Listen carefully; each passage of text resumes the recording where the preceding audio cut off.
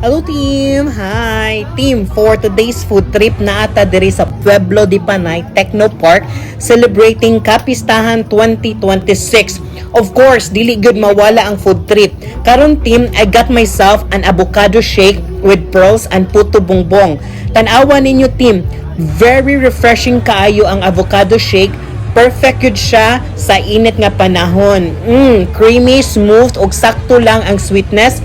Very refreshing good. Unya team, let's try the puto bongbong. Wow, lami kaayo. And the good thing is that daily na kinahanglan maghulat og Christmas season para maka-enjoy ani. Available na siya anytime, any occasion. And this one has a twist. Daghan kaayo og cheese. Perfect combination gyud ang tamis nga puto bongbong ug ang pagka-cheesy niya. So if you're here at Kapistahan, don't forget to explore the food stalls kay daghan kaayo og choices nga lami og sulit kaayo team. Thank you team.